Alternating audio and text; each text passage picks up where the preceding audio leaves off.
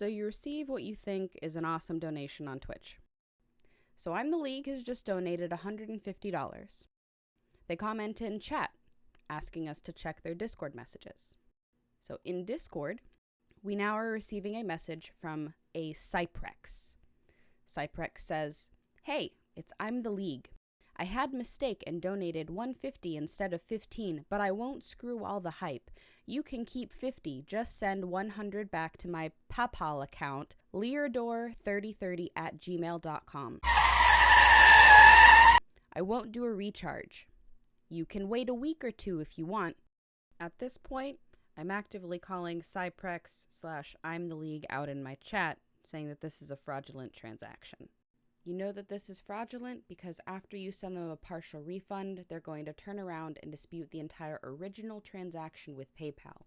This is called a chargeback, and this person is lying to you and trying to take advantage of you. That is why this is called a refund scam. They continue to respond through Discord, not in Twitch chat. Okay, please refund that if you want. Do it. No problem. Don't hate me. I just wanted to support you. XD. And I'm watching your stream for several weeks. This is somebody who was only recently gifted a subscription to the channel. As you can see, they're not actively following. I will, but won't watch your stream again. Wonderful week. XD. I will just let you keep the money so you see it's not scam. You are crazy. Just wait and see your money. On the PayPal side, we see that there is a donation of $150 in our PayPal account, and it's listed under an email address that I believe PayPal uses when a donation has been made anonymously.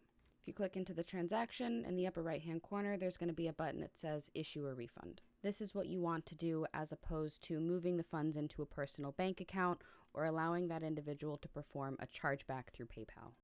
The reason I say that you need to do a refund as opposed to allowing this person to do a chargeback or moving those funds into a personal bank account is because per the PayPal user agreement, if you receive a payment for selling goods or services that is later refunded or invalidated for any reason, you are responsible for the full amount of the payment sent to you plus any fees, including any applicable chargeback fee or dispute fee. In a case like mine, because I'm in the US, I'd be looking at a fee of $20.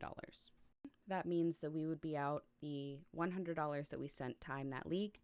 The original $150 would have been charged back and pulled from our account, and PayPal would be assessing us a $20 chargeback fee.